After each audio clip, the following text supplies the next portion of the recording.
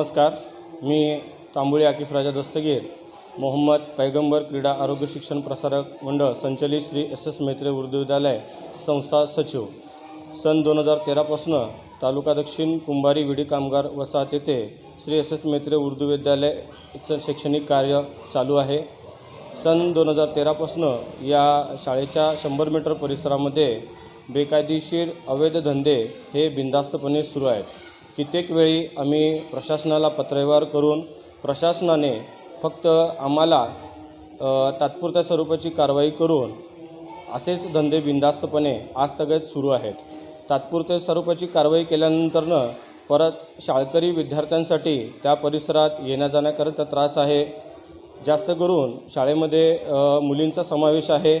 मुलींचा समावेश असल्याकारणानं पालकांमध्ये भीतीचं वातावरण आहे। विद्यार्थी शिक्षणापासून वंचित राहत आहेत। विद्यार्थी शिक्षणापासून पालक परावृत्त ठेवत आहेत, शाळेमध्ये ॲडमिशन घेत नाही आहेत। त्यामुळं संस्थेचं शाळेचं शैक्षणिक नुकसान होत आहे।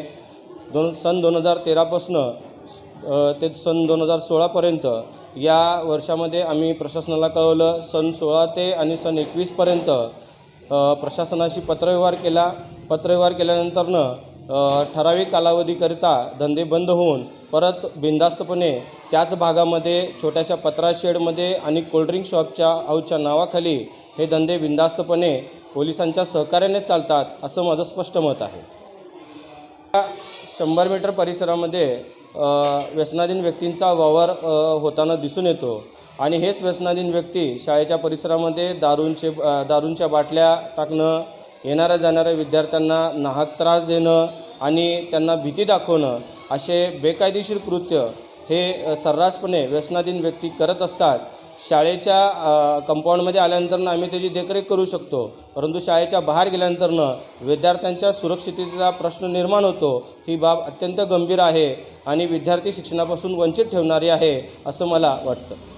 जनसबूत न्यूजच्या बातम्या पाहण्यासाठी आजच जनसबूत न्यूज चॅनलला सबस्क्राइब करा आणि बाजूला असणारे बेल आयकॉन प्रेस करा।